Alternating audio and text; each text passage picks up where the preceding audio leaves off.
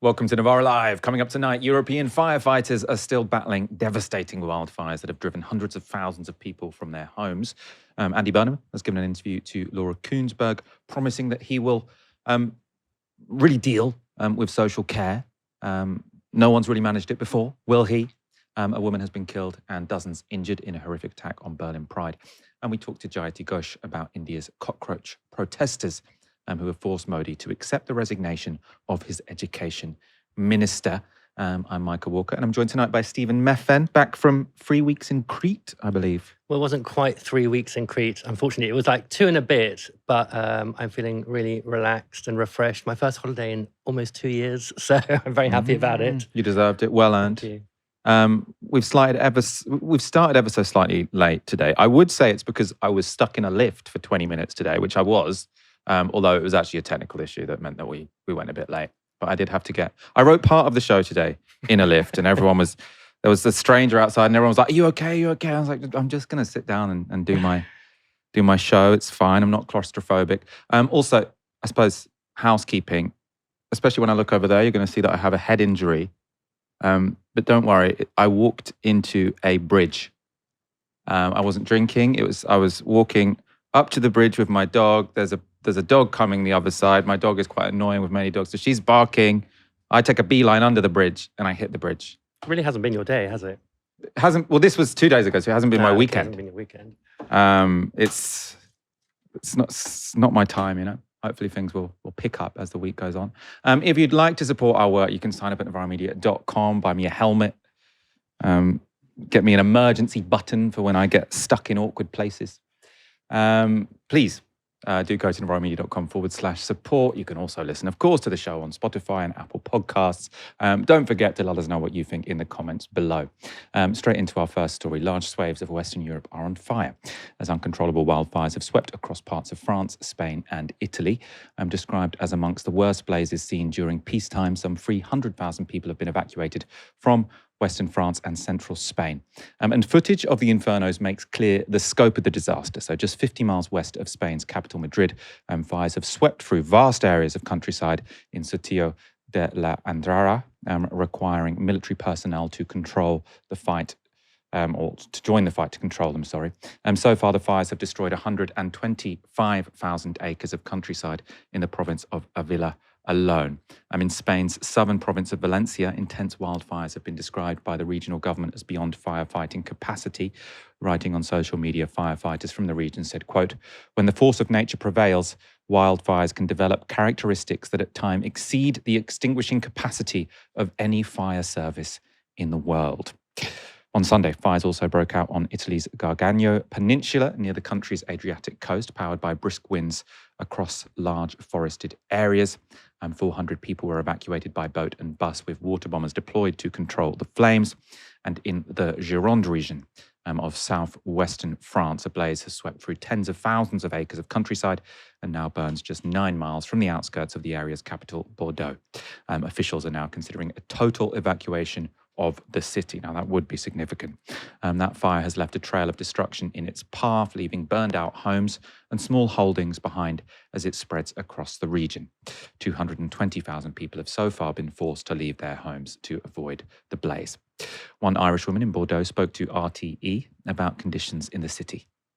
It's not so much the fire coming into the city as the smoke inhalation, and it is really, really bad. I mean, there's ash everywhere. It is difficult to breathe. There are queues for masks, and however long that lasts, I don't know, but on Wednesday next, temperatures were supposed to reach as high as 40 degrees. And certainly if we don't get enough rain from between now and then, there is a worry that things could escalate a lot quicker. That forecast has now been shifted forward, with a further heatwave expected to approach 40 degrees centigrade in France and Spain as early as tomorrow. In Bordeaux, tourists are being asked to stay away, with the region's prefect issuing this warning. And so they say, "I urge tourists not to come to Gironde as long as the fire has not been contained. I invite tourists who are already here to think about going to another destination. We don't know where the fire is going to go." The local fire service is also taking the strain, with the head of the Firefighters Union saying this: the firefighters are overwhelmed. when you see how far it's spreading, I think we can now be concerned about the city of Bordeaux. In some areas, the fires are gradually being brought under control, but in others, some of the blazes are now so large they appear to be affecting the weather themselves. Now, this is pretty incredible. This cloud, filmed over the village of Saint Helene in the Gironde, is what's called a pyrocumulonimbus. Maybe I didn't pronounce that correctly, or a fire cloud, which is what I'm going to refer to it from now on. Now, it's essentially a storm cloud generated by the massive amount of energy released by a wildfire. As super hot air rises above the fire, it rapidly cools as the atmosphere grows colder, causing it to form large thunder clouds. Now, those clouds can then generate strong winds of their own, fanning the flames below and spreading the fire. And lightning strikes are also possible, which again can cause fresh fires to begin. So this is the kind of positive feedback you don't want in a situation like this. Wildfires, of course, are now a regular feature of European summers and appear to be worsening. According to the European Commission, over 1 million hectares of land across the continent burned in 2025, nearly 200,000 more hectares than the previous worst year, so the previous record of 2022. And we don't yet have the figures for 2026, and we're only halfway through. But the wildfire season also appears to be getting longer. European Commission officials today said that the blazes began in April this year and will likely continue to burn until November. I'm joined now by Laurie Laybourn, Executive Director of the Strategic Climate Risks Initiative.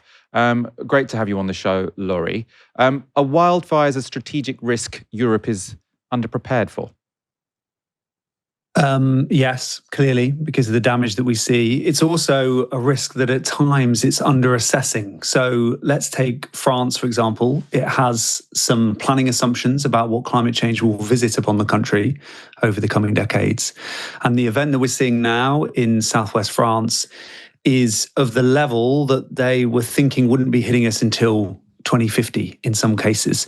So this is one of a range of examples of where governments across the continent of Europe are under-assessing how fast and severe climate change is emerging on us. So we've got this big problem with understanding the threat and keeping up with it, which then filters down into poor planning as well.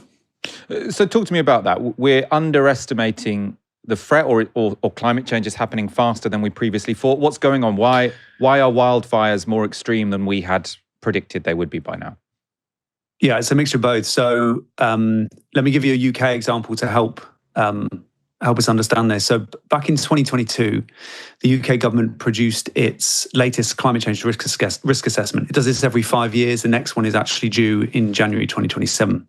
So in 2022, it published this in January, and hidden away way down in a very long document was a line that said that before 2040, the chances of there being a 40-degree heat wave, which, this had never happened before, are 0.02%.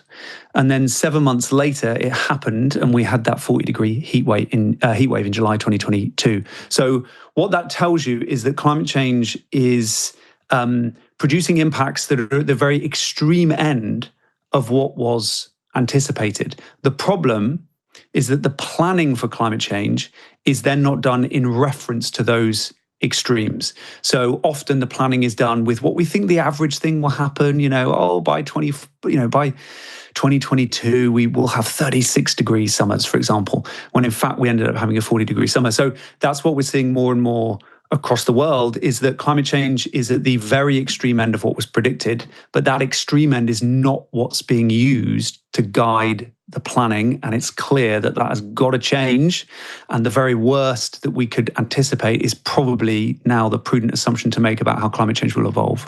And just talk a bit more about why are we at that extreme end? Because, on the face of it, that's very worrying, right? Because people over the past 10 years or so will have heard of when people describe the worst case scenario for climate change, it normally sounds pretty apocalyptic. And if we're at the worst end of predictions, that's bad. So what's going on? Well, so it's to do with how we risk assess climate change and have done since day one. So decades ago, when climate change began to hurtle up the agenda for governments, they were used to assessing a whole bunch of threats like conflict and terrorism and pandemics and so on. But there wasn't much institutional memory when it came to doing climate change, because it was a relatively new issue for them. So what they did was go directly to climate scientists, which is absolutely the right thing to do. They are critical to assessing the threats posed by climate change. But then there was a cultural tension, you could say, that began to emerge. So the superpower of the hard sciences like physics and climate science and so on is that they don't want to say anything until they're absolutely sure.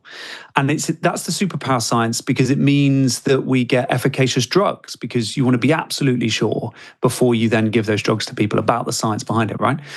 But for risk assessment, that's not the approach that you should take. You don't want to under-include stuff. You want to over-include stuff. You want to say, hey, we need to include every single possibility that could plausibly happen, and in fact focus on the very worst case scenarios.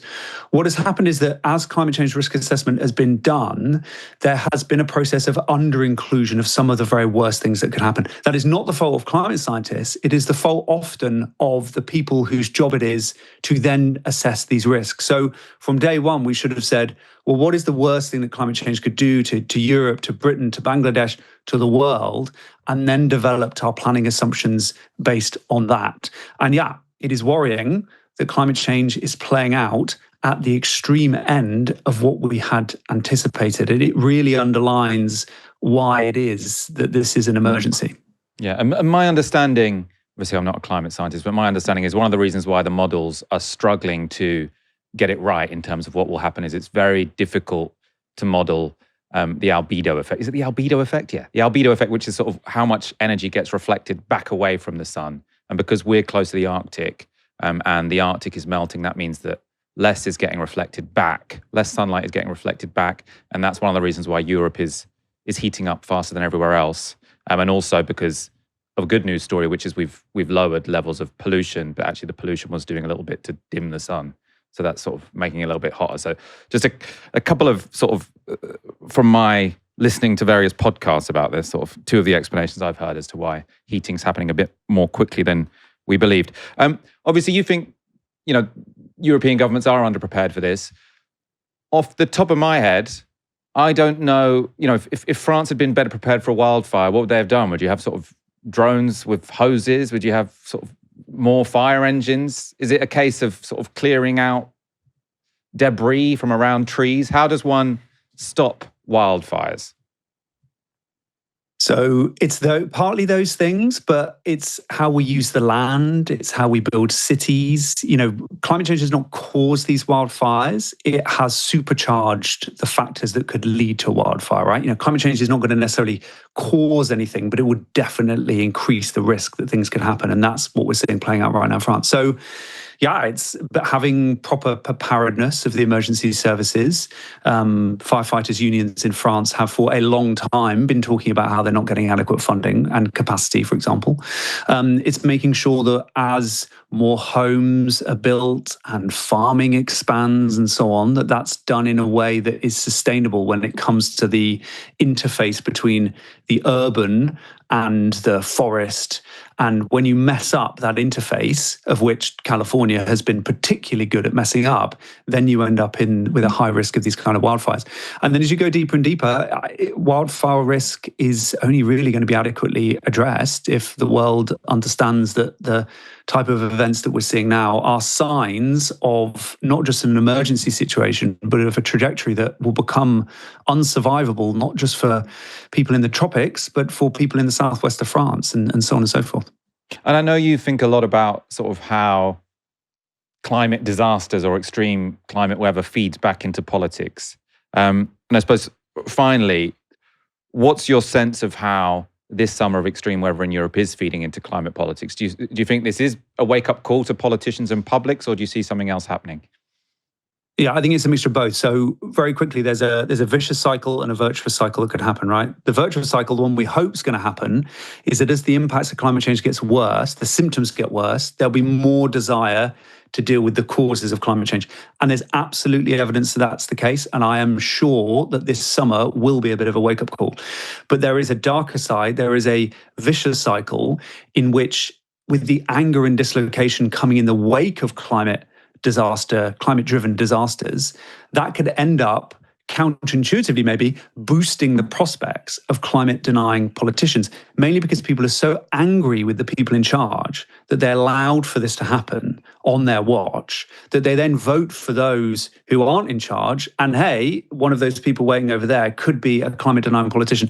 That is a vicious cycle, because if the symptoms of climate change then undermine action to deal with its causes, those symptoms will get worse, creating more chaos and potentially more destruction. To break that potential, it is now critical for governments across Europe and of course the wider world to invest now heavily in adaptation, so they are meeting the needs of populations to be protected, but ensuring that at the same time, those adaptation investments can reduce emissions. And the last thing I'll say is that pleasingly, those two things can come together. A good example, maybe a boring example, but an effective example of this are heat pumps. They don't just reduce emissions by getting us away from gas boilers and therefore also being good for lowering bills and, improving our energy security. They can also be used to cool our homes in the summer. They have that kind of aircon dual function. So that's an example of something that we should rationally do to protect ourselves in a hotter world that will at the same time reduce emissions. And it is that win-win that is now critical in a world that is beset by climate disasters because we didn't reduce emissions fast enough. We're going to need things that protect people today while also protecting them over the long run by reducing the drivers of climate change. That's now critical. We love win-wins on this show. Laurie, thank you so much for joining us this evening. Thank you, Michael. Pleasure. We're going to stick with this story because the current wildfires in Europe, as well as the recent blazes in Scotland, make it increasingly clear, of course, that the climate is changing. None of this is normal. Yet for some parts of the right, that's impossible to accept. And in The Telegraph on Sunday, columnist Tim Stanley has tried to correct that. So he's a commentator on the right, but he's criticised the right for failing to take climate change seriously. And he's telling his comrades on the right of the political spectrum to take a look out of the window. So in that piece, he writes this: "I'm coming to the view that the online right is going wrong, eschewing compassion or charm, talking itself into corners of angry irrelevance. Take climate change. This is no longer a matter of speculation. The wildfires of Europe, pitiless and persistent, are the way we live now.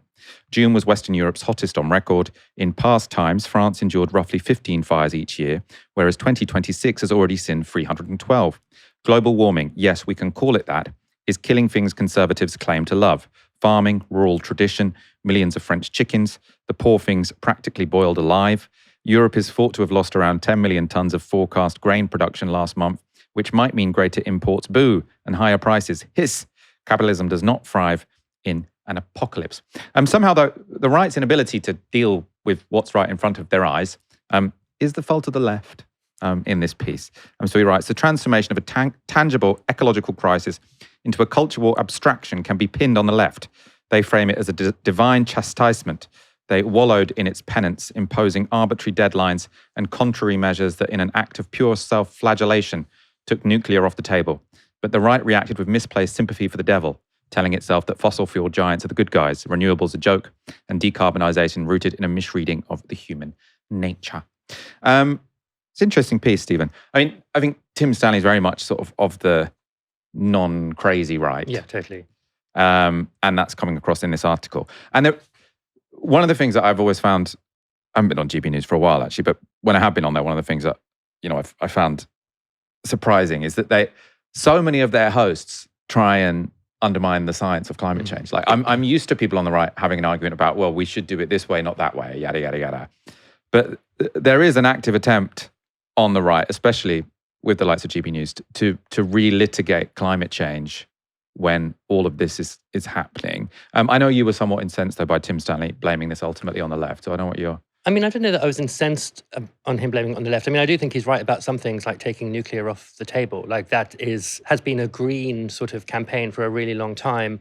One that was, in some ways turns out kind of fueled by the fossil fuel suppliers, conglomerates. So, I think maybe there were some mistakes made there. I think actually that what I think I found most sort of annoying about this piece is the idea that it's because people aren't looking out the window on the right that they're denying climate change. Because as you say, that's not it at all. They're not even looking out the window. They're looking at the science, and they're constantly trying to undermine that, not the evidence of their eyes. I mean, you can't really deny the evidence of your eyes now, right? At this stage, like you look out the window and you have a huge pyrocumulonimbus fire cloud. Like, you learned how to pronounce it. That's good. Sauron outside of in your back garden. There's no denying that something is going on. But it's that constant attack on the science. It's the anti-scientific nature of the right that I find the most distressing. Because if you're so against the science, it means that the evidence of your eyes isn't really going to matter, because you're just going to think, well, there's another explanation for it that has to do with like normal patterns of the Earth has always changed. We had an ice age, blah, blah, blah, before human beings. Or before industrialization anyway. I think that's my real issue, is that but Stanley's piece sort of pinpoints the wrong impetus for the right, which is not actually about failing to regard what's going on around them, but a real problem with scientific evidence and a real commitment to their own principles, which are things like cheap petrol at any cost, cheap business at any cost, cheap flights at any cost. These are the things that really seem to motivate them. Economic ideas rather than ideas that are about neglecting the evidence of their eyes. I'm going to piss off the audience and be a bit, well, it's a bit of this and a bit of that. Okay. Whereas I think he's going way too easy on the right, because they are absolutely, like, you can't blame someone else for you completely ignoring the science, as you've said, and constantly trying to undermine it. But something I believe when it comes to climate change, and that I often sort of bring up on this show, is that I think we don't want it to be an issue that's owned by the left. And I think there are lots of people who say, like, the only way you can deal with climate change is overthrowing capitalism. Or, we have to have a climate justice movement, which means that there can be no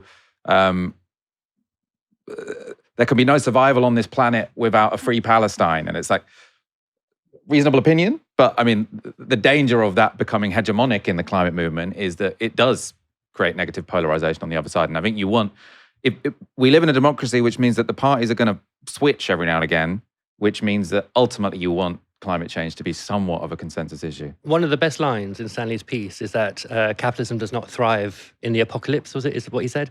Yeah.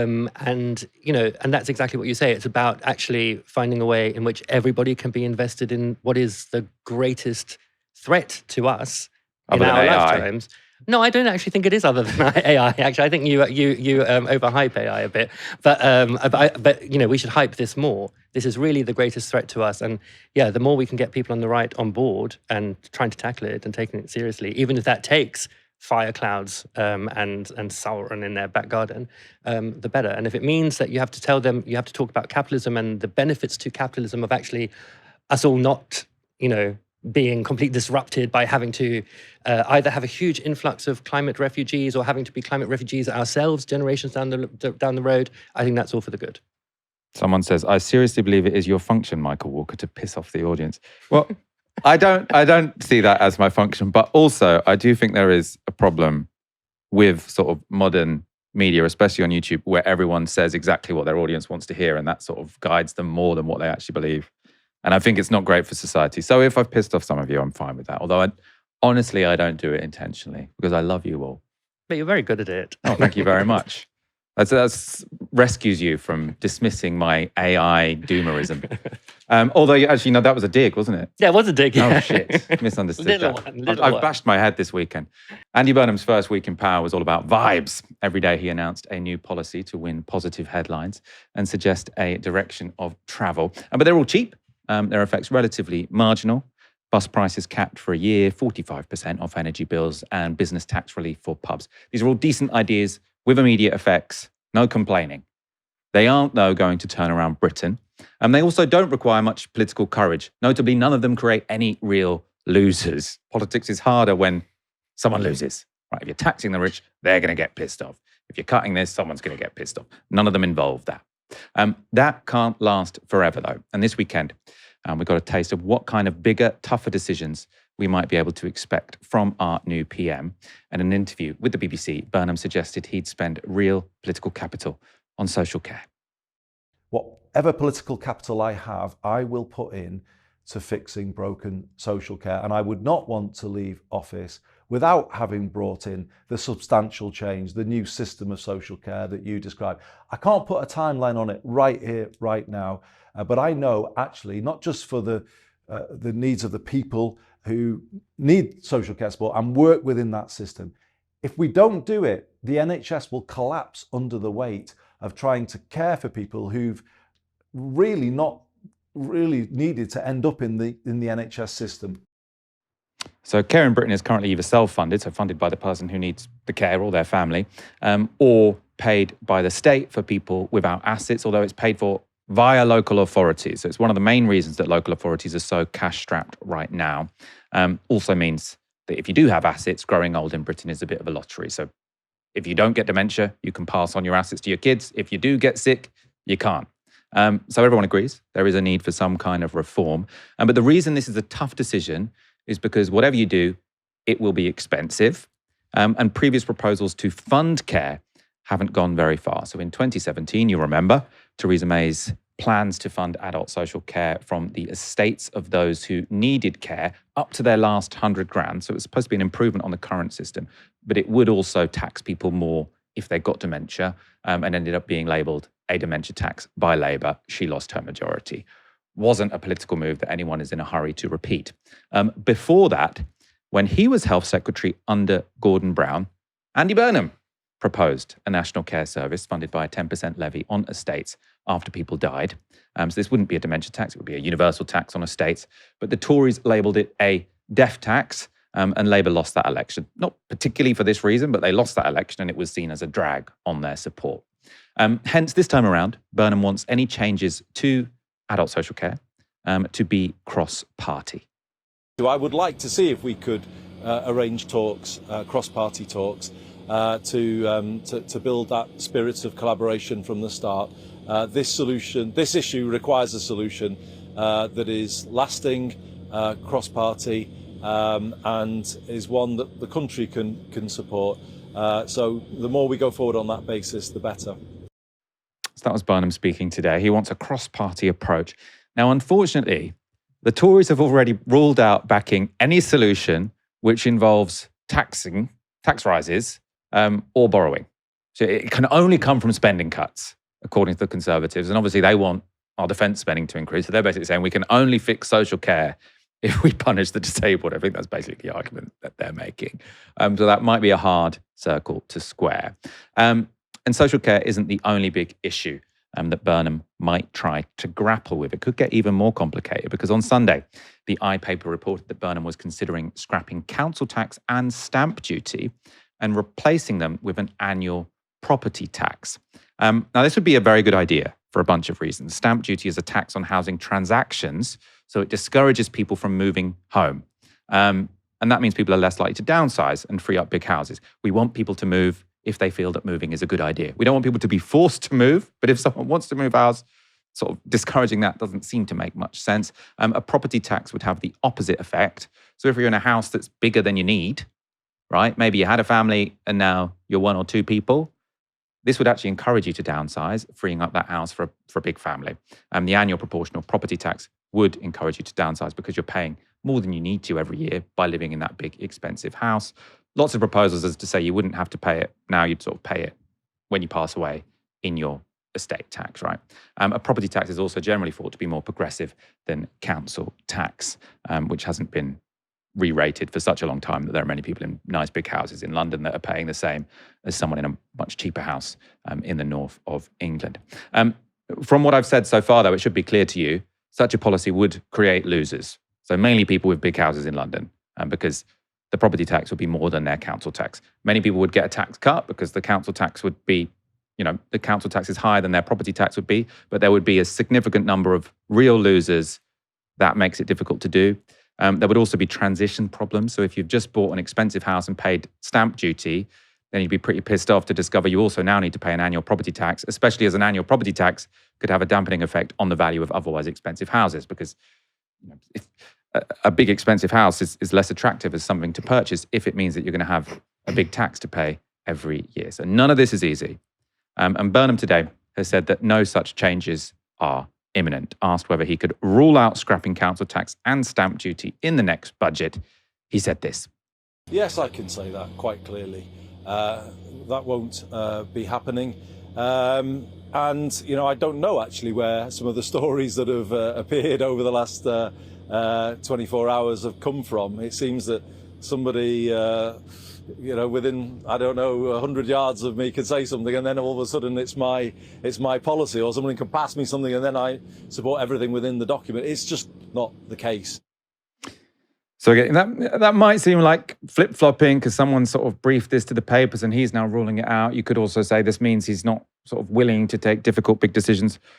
One backstory here is that the moment you say you might get rid of stamp duty, no one wants to buy a house because they want to wait for the stamp duty to be abolished. So there were lots of people tweeting today, all of this briefing means that it's going to completely gum up the housing market and no one's going to move. So denying it now doesn't necessarily mean he's not going to do it. So lots of difficult decisions. It's not going to be like the first week. We are in a honeymoon period. Don't misunderstand that. But Andy Burnham is undoubtedly, he's had a good honeymoon, right? He's had a good start. So this is polling from More in Common. Shows Labour on 28%, moving ahead of Reform by 4 points. Now, this is the first time they've led in More in Common's polls since March 2025, and their highest vote share since November 2024. Reform, as you can see, are down 2 points since their last poll, and the Greens are down 3 on 8%. So I think the story here is that lots of people who voted Labour at the last election have moved to the Greens since then, are moving back to Labour, and also sort of Reform, their momentum just continues on a downward trajectory. Stephen, can Burnham retain the sort of goodwill he has got in this first week, given all the very difficult decisions he has ahead? I think it's going to be tough. I mean, just looking at that polling, that is an extraordinary transformation in Labour's political fortunes that has happened over the last few weeks. It inevitably cannot last because there's a week, just this week, for example, there are announcements every day. There's going to be something tomorrow on young people not in education or work and their access to benefits. There's going to be the social care big announcement on Wednesday. There's the military on Thursday. These are all really thorny issues which are going to require maybe this week and only his second week and he can get away with saying less, but eventually he's going to have to say more. And when he has to say more, people are going to be unhappy. And when it comes to a budget in the autumn, that's when it's probably really going to hit the fan, to be honest. Because so far we've not seen any moves from Burnham that suggest he's going to do anything more than the squeezing the toothpaste around the tube when it comes to financing. So, nobody is, at this moment, I don't think many people are going to be pleased with what comes in the budget in the autumn. And, many of the promises that he's making now, or the suggestions that are being briefed now, I think are going to be difficult to fund unless he finds some way of very quickly raising some money. So yeah, I don't think it can actually last. I mean, it's really great to see, and it's really good for Labour that it's seen it, and hopefully the party will read in those tea leaves what it is about Andy Burnham that gave the party this bump with him coming in, and hopefully help him to sustain it going forward by not causing too much trouble inside the party when various things are put forward or when various decisions have to be made. But the Labour Party is a really rancorous beast. It's full of factions and full of saboteurs. So let's see what happens. I would like to say something about social care, though. I think that it's such a kind of mature approach to say, let's find this way of dealing with it cross-party. Every political party in this country knows, especially the ones who've been anywhere near power, that social care is the biggest problem facing the country going forwards. And each government, one after another, has put it off, hoping that the disaster happens when the next one is in power. It's got to be dealt with. I know someone who is very, very unwell at the moment. with cancer, was stuck in hospital for ages and couldn't leave hospital because the social care package couldn't be in place for her to go home and be, peaceful in her last days and weeks. And that's really sort of shocking. If we're not caring for the people who need care the most in this country, what are we really doing? And that's only one of millions of people who are going to need this kind of care at home as the population ages and as people live longer. So I think that's mature. I hope the Tories come round to a more realistic view of what has to happen to fund it. It's mature, but everyone wants a cross-party approach in government and doesn't want it in opposition. Right. So in 2009, when Andy Burnham first made those proposals, he was proposing a cross-party approach. And then obviously if you're in the opposition, you see an opportunity to attack. And so you don't do cross-party. Similar under Theresa May. I mean, her proposals weren't particularly good, but like Labour went in really hard on them because you see an opportunity. So in a first past the post two-party system, cross-party, very, very difficult to do. Easier with proportional representation, but we don't have that. Maybe we need PR before we can have good social care. That's a bit depressing. That's a bit like saying we need to get rid of capitalism before we can deal with climate change. Maybe there's some kind of compromise that can be reached. Let's go on to our next story. Berlin celebrated Gay Pride on Saturday with its annual parade, but what should have been a day of revelry for the city's LGBT community soon turned to horror. Just after 10 p.m, Berlin's Tiergarten was evacuated and the Pride celebrations cancelled after a van drove into crowds, mounting a pedestrian path and hitting some of those attending the event. After colliding with a tree, the driver emerged from the vehicle and began attacking people with what police have described as a machete before running away. A 65-year-old woman was killed in the attack, with a further 29 people injured. On Sunday, police tracked the perpetrator to an allotment complex in West Berlin, where following a confrontation, he was shot dead. So who was the killer? Well, he's been identified as 21-year-old Abdul Balaut, a German-born citizen with a Lebanese background who was known to the authorities.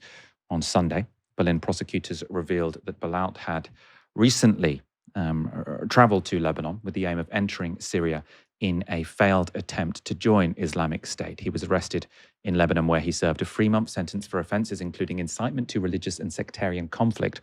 After that, he returned to Berlin, where he was arrested and later convicted of preferring a serious act of violence, endangering the state, and publishing Islamic State propaganda on his Instagram account.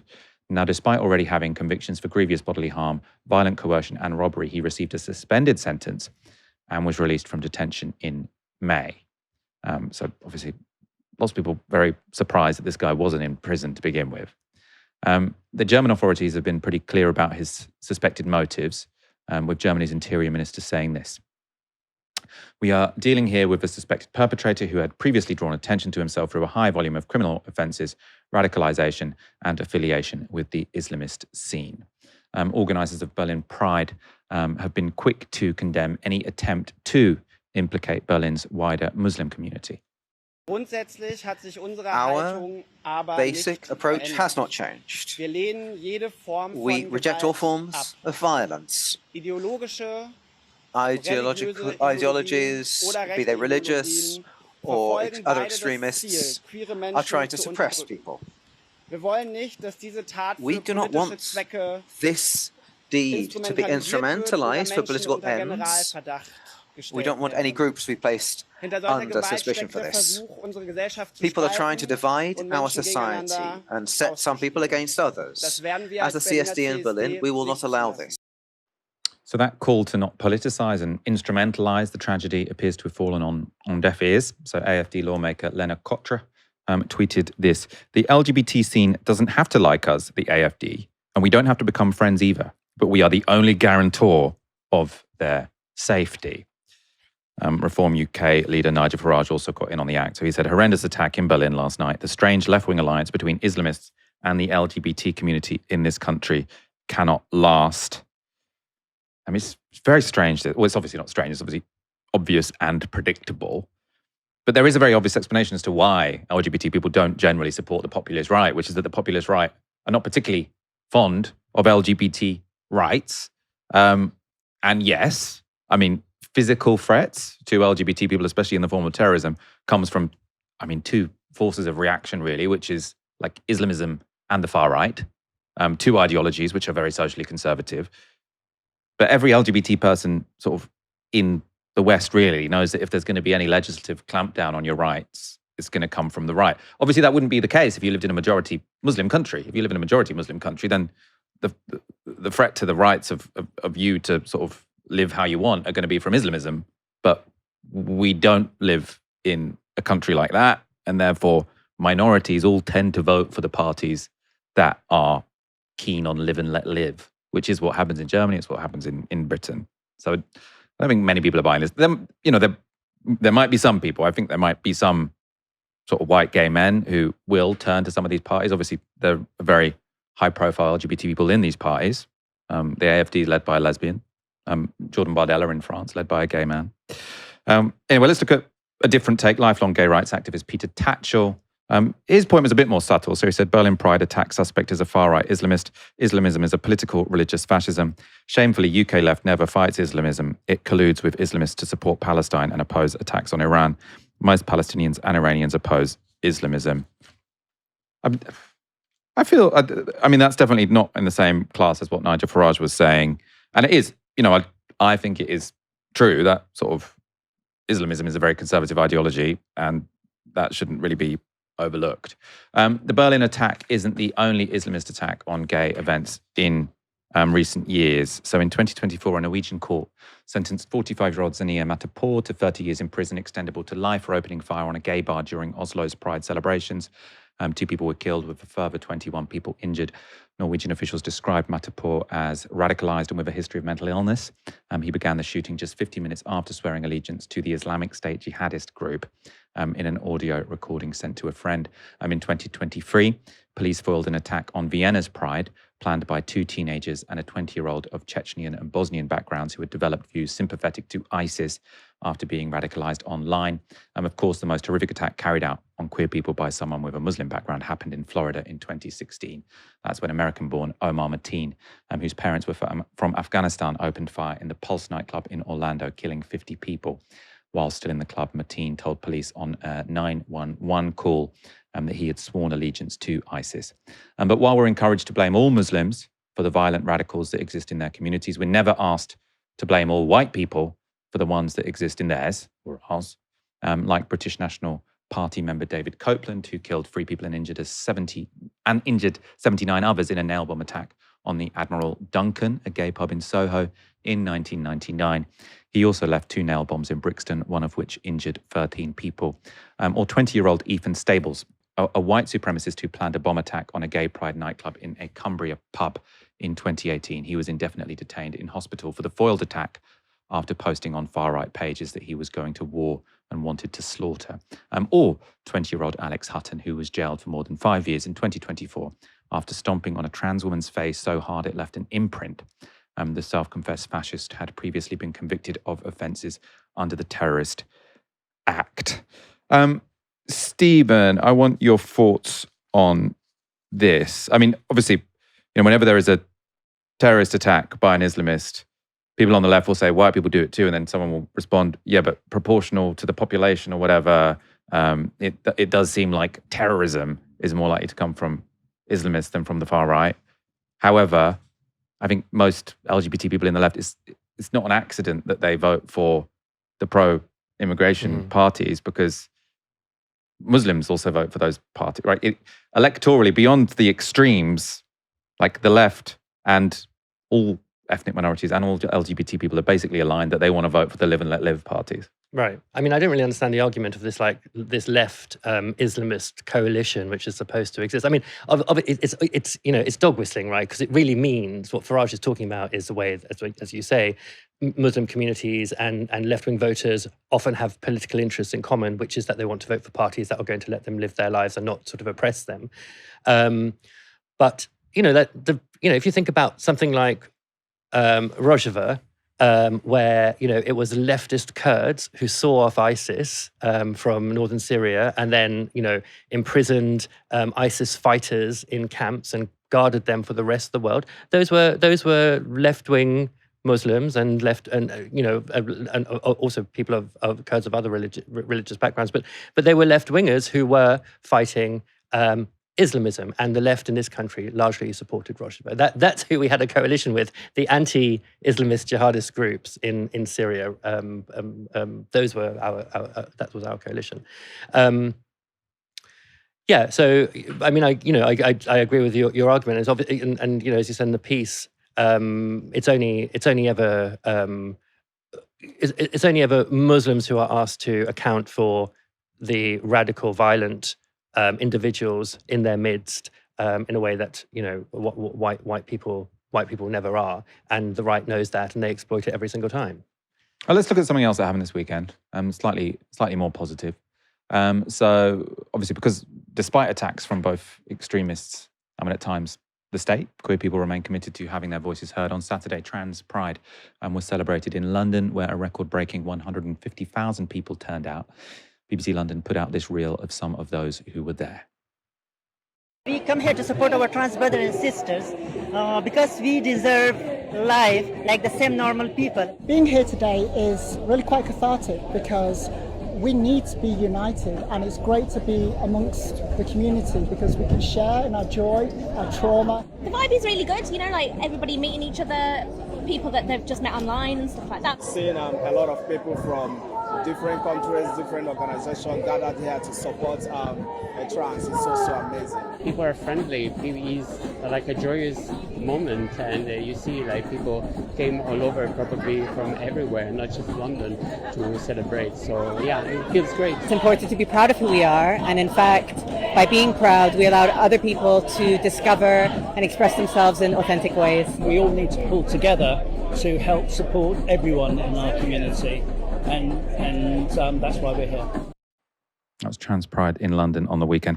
Now, obviously, if you're going to look at the history of trans rights in the UK over the past few years, clearly the push to restrict trans rights, bathroom bans and whatever, it has been in part fueled by the evangelical Christian right.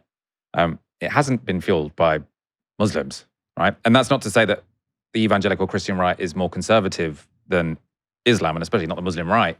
But when it comes to legislation, the Muslim right don't have much power in this country, but the evangelicals do via the Conservative Party, right? So that's why when you got Nigel Farage saying, "Well, what is this unholy alliance between left-wing people, LGBT people and other minorities?" is because minorities tend to vote for the Live and Let Live parties and recognise that they all have an interest in having a relatively liberal society.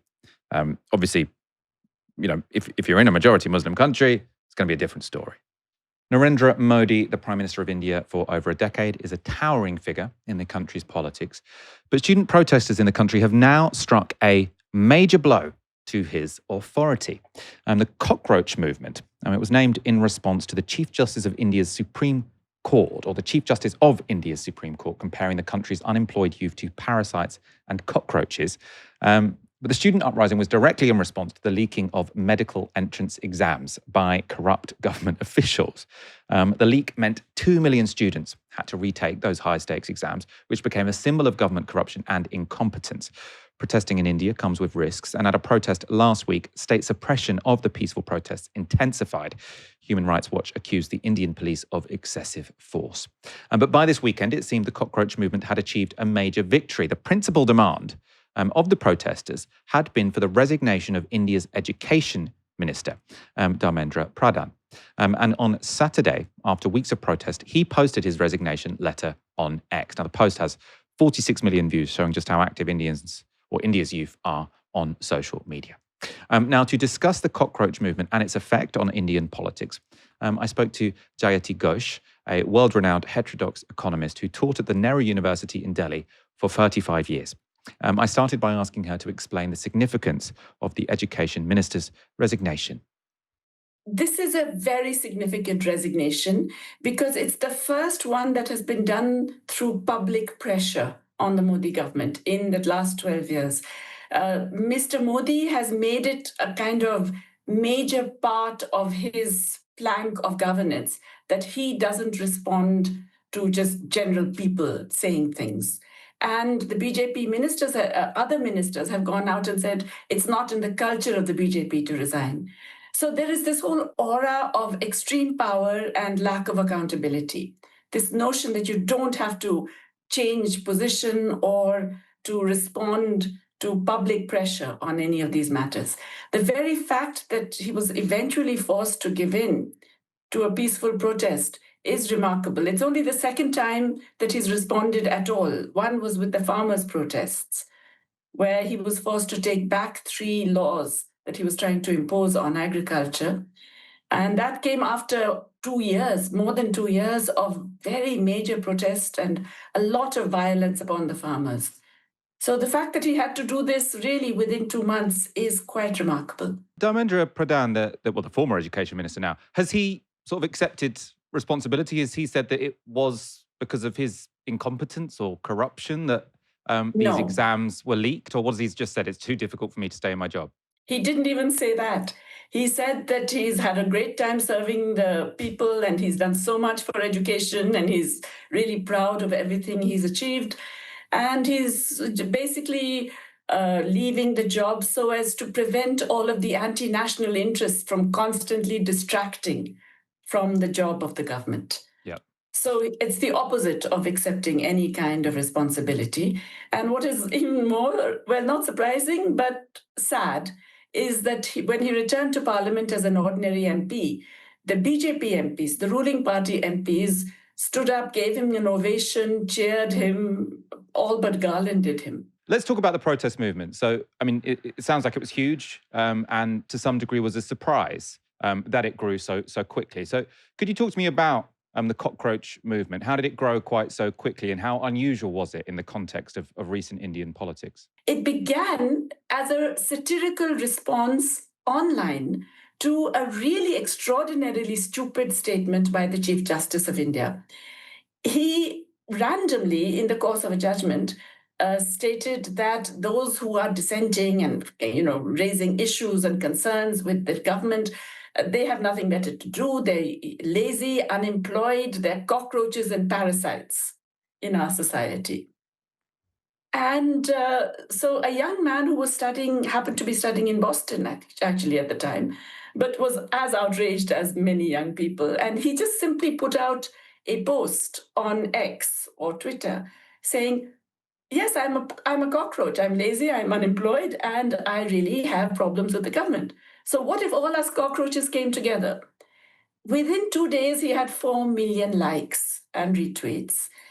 He then decided to set up a little application for a random online party that he had created, the Cockroach Janta Party. Janta means people. The Cockroach People's Party. And 7 million people signed that form. Again, within a week. Within a couple of weeks, he then announced that he was going to come back to India to launch a public protest in Jantar Mantar. It was huge. The protest itself was very large, way beyond anyone's expectations. And so I think that itself was a little bit of a surprise. And then they went to other cities and had protests there. A week later, they did the same protest in Jantar Mantar in central Delhi. And then they said, we're going to stay here until the education minister resigns. So what's the specific thing that brought this on? You see, in India, education is the only means of social mobility, economic mobility, but it's a diminishing means.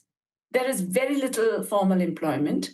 The few jobs that are available, typically engineering and medical and so on, these are very prized jobs, but all the examinations for them have been centralized. And they're run by something called the National Testing Agency. University education also now, it's centralized for public universities. So everything is run by this National Testing Agency, which was created by this government. This has been a disaster.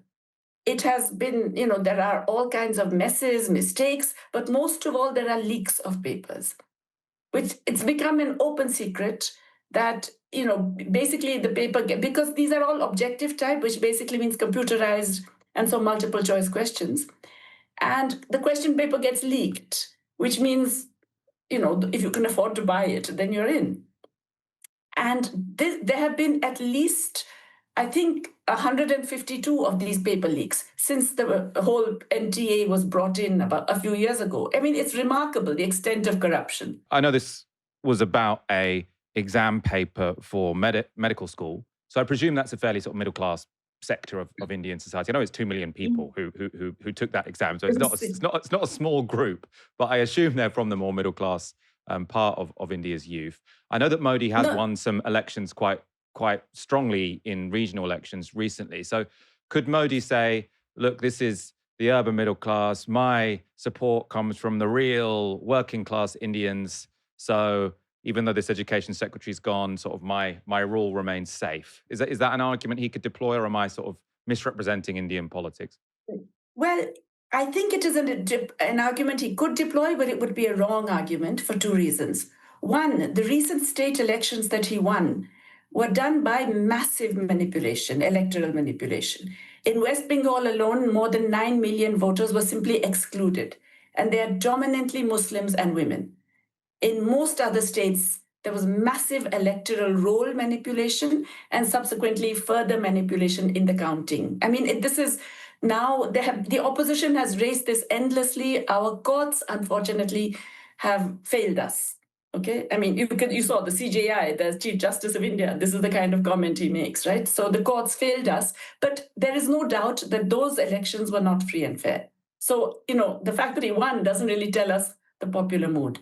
But more importantly, yes, these were specifically on the engineering and medical exams, both on the medical exams, but the National Testing Agency also conducts a net exam for all universities, all the public universities. And that too has faced huge problems, and there are a lot of concerns with that. And they've centralized it. It used to be done at state level or university level. Now everything is done by this one exam. And so, it all, and if that is corrupt, then basically, everybody's chances are affected. But while it's true that a small number are involved in sitting for this, you have to remember that this is increasingly aspirational. We have managed to improve school education to the point where about 80 to 90% of our young people have graduated from school. And so they all want to get into further higher education. Some can afford the money to sit for those exams, but everybody wants to. It's very aspirational. There is a total rot in the broader education system, and there's the lack of employment that I mentioned earlier. So, the frustration and anger of our youth, I think that kind of got channeled into this one demand. Are you feeling jealous that you're not at Nehru University anymore? I feel like, oh God, I am dying. In fact, yeah. I was supposed to leave day after tomorrow, but I've made them push my ticket forward to leave tomorrow because, I mean, the FOMO is intense. That was Jayati Ghosh speaking to me earlier today, and we'll be putting out a much longer interview, or a longer version of that interview, either this evening or tomorrow. So do look out for that. Thank you, Stephen, for joining me tonight. Thanks for having me, Michael. Great to be here. And thank you, everyone, for tuning in. Come back tomorrow for another live stream from 6 p.m. For now, you've been watching Novara Media. Good night.